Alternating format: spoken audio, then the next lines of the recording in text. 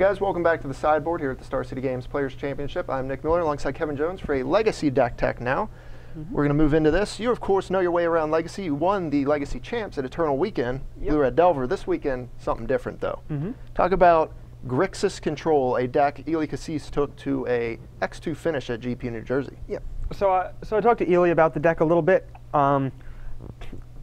Players Championship, obviously very strong field, a lot of really good players. So I thought that the best course of action would be to play a deck that's good against combo decks that people know their way around, and good against fair decks that people know. And so like this deck is really good against fair decks because it eschews all the creatures that you can kill, like for more card draw, more interaction, and Cabal Therapy, which is very powerful with Young Pyromancer. But we'll get there. So our threats: Young Pyromancer, just an all-star in this format right now with things like Ataxian Probe, all the cheap interaction, True Name Nemesis, and Snapcaster Mage. Now, making Snapcaster so good and Pyromancer so good, Lightning Bolt, Ataxian Probe, just cheap spells, kill things, draw cards, fuel Treasure Cruise. Yep, exactly. The Snapcasters are just to keep the velocity high if you need to redundancy in your removal if you need to. They're pretty good with Pyromancer because they give you a trigger that's actually a 2/1 and a 1/1 for whatever. And Pyromancer is just the best card for a high velocity card drawing blue deck. And Probe, I don't do well when I shape probes. You got to keep the maximum amount of probes. Right, we're going to get to it, but Probe also combos with Cabal Therapy, which will be on a later slide. But any deck with Probe should probably have a Therapy in there because it's just so good. If you're black-blue, yep. Force of Will, of course, you need it to stop a lot of things. Brainstorm, Ponder, gets all your cards, makes more tokens, fuels Treasure Cruise. Yeah, the thing about Force in a Cruise deck is that usually Force is like, it's a nightmare to play Force against fair decks because you're going down 2 cards to deal with their 1 card, so it's card disadvantage, which is one of the first things you learn is that you don't want to have card disadvantage spells in your deck in Magic. So unless you absolutely need it, like against combo. But when you play for Ancestral Recalls in your deck, it's okay to go down in cards to force something because you're going to go back up 3. You're going to have excess cards. You're going to see more cards than they will at the game. You have tokens which are don't cost you a card, but are just incremental value from Pyromancer. So Force is much better here because we're always up cards. Right. You get to recoup your disadvantage with Treasure Cruise. And you just figure out exactly you figure out exactly what you need to shut down with Probe and that type of thing. So Force is really good here. Cabal Therapy, just the hugest Mondo combo. Young Pyromancer, you get tokens, you get to rip their hand apart, lose a token, get the token back, just strip their hand. Yeah. Forkbolt dealing with all of the little threats in this format. Pyromancer, of course, on the other side of the table. Delver, Elves, you name it. Yeah, Forkbolt is great against Elves. Forkbolt is great because sometimes you don't have a bolt and you need to kill Stoneforge Mystic immediately before it destroys you. Well, it's a little bit less of a problem when you have Therapy in your deck because you can just slow roll this card until they cast Stoneforge Mystic, and then you can hit their Batterskull, invalidating their Stoneforge Mystic for the most part. But True Name is really good against the deck too, so like Cabal Therapy hits True Name a lot. A lot of times you just figure out what you hit, and then it allows your Force not to be too heavily taxed. It allows your bolts not to be too heavily taxed. It's just basically, it's either a removal spell, it's a counter spell, a discard spell, a removal spell. It's always what you need because you have a lot of information. And yeah, Forkbolt is great to kill all the creatures. And there's an interesting combo here. Like if we're ever in the magical Christmas land where you ultimate Dak Faden, you can Forkbolt targeting 2 of their 5/6 Tarmogoyfs and make them your 5/6 Tarmogoyfs forever. Not bad. Yeah, that's like the dream. Talk about Dak Faden in here. This is a card Ely used in his list. Obviously very powerful. The Steel Artifact can take, a Jitte or something from the other side of the table. The looting effect too, though, fueling Treasure Cruise, pretty great there. Yeah, so actually, this is great at keeping, again, velocity is a word I use a lot, but in Legacy you really want your Treasure Cruise decks to have extremely high velocity. You don't want to play like the old Bug Delver deck where you can't fill your graveyard fast enough. I don't like that deck for that reason, because you can't fill your graveyard fast enough to keep the cruise good, and you need to draw more things. You can't cruise and draw into 2 dazes. You need to keep your velocity high for cruise, so that's why I like Dak Faden, because it tears you through cards. It keeps doing things. Sometimes the artifact is relevant if you play against an artifact deck, or if you play against like Stoneforge Mystic deck, you can get him. You can take the Chalice of the Void. Pretty good answer for Chalice of the Void. That's usually coming down for 1, so you get to 4 mana, play this, I mean, you still can cast things on one, but Right. it's slightly relevant. You can stop Forge Master if you play against that deck or whatever. But also, it's target player discards 2 cards. Right. Or target player draws 2 cards, then discards 2 cards.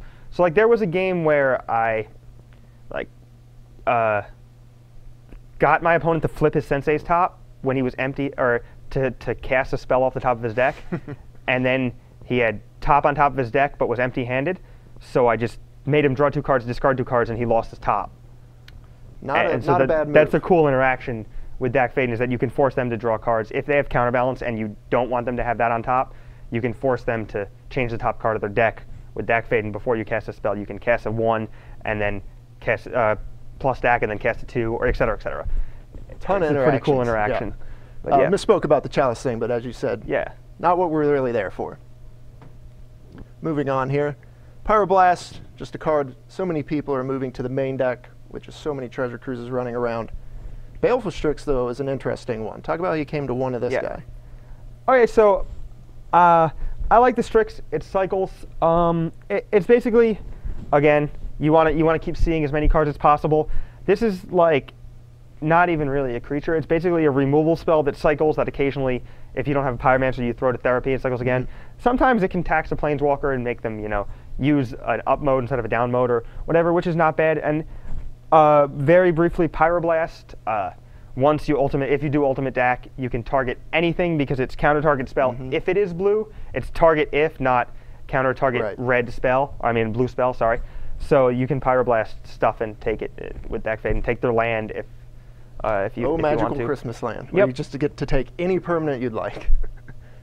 One preordain here, just more cantrips, more just finding what you're looking for. Just one more cantrip. This one's good if you need to hit lands and the deck is a little mana hungry, because you want to play Pyromancer and then something on turn 3, so that they don't have turn to kill it before you get value off of it. So yeah, you want to hit lands a lot, but you need an extra cantrip because you also want to be able to find spells in the mid game to the late game. So Preordain's really good on turn 1 when you need to hit your second, maybe third land. Right. That's why it's in the deck. It's good. Cantrips are never bad in this deck. Right. Speaking of lands, fetch land, sweet, Volcanic Island. You want to be able to find that to cast your spells, of course. Yep. We'll have some undergrounds and a basic island and another fetch. Yeah, there's it's 5 blue fetches. It's 9 blue fetches, 4 of which are Scalding Tarns, and then they can all find the basic island or any of the lands in the deck. And when we get to the sideboard, we'll see why there's specifically 4 Scalding Tarns and not just 9 blue fetches. But yeah. Speaking of the sideboard, you got Flusterstorm, some Hydroblast to go along with your Pyroblast, and Electrickery. Where are these guys coming in? All right, so Flusterstorm helps you fight over crews. It's good against combo, obviously. The interesting thing about Flusterstorm is that even if your opponent has their own Flusterstorm, if you keep up the right amount of mana, you can pay to resolve one.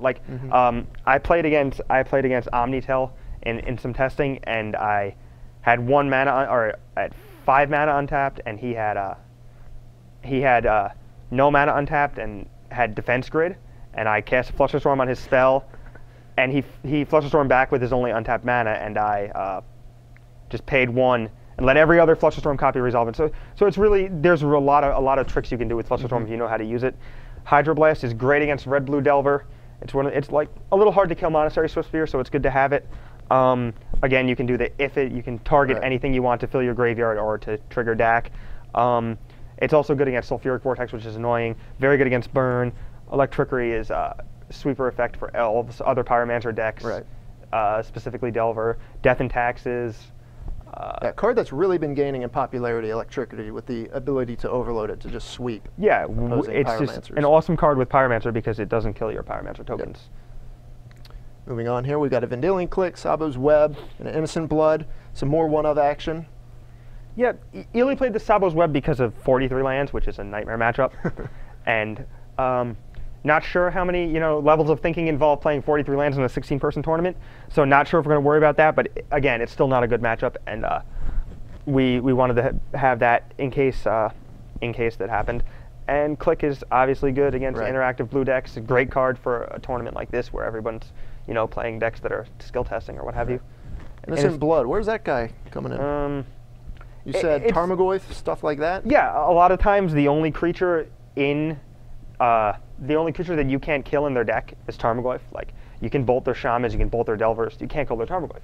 et cetera, et cetera. You can, Electrickery their other small guys if they're like a Maverick type deck, but you can't kill their Tarmogoyf, or you can't kill their Nether Reliquary.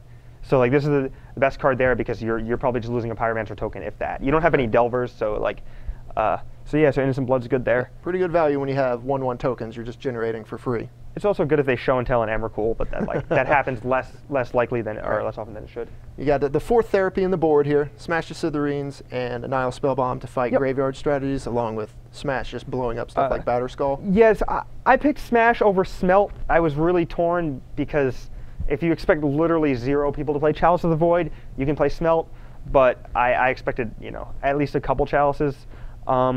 So I played the Smash. Also, the damage is not irrelevant. You might get a Jace if you're really lucky. 4th therapy is pretty self-explanatory.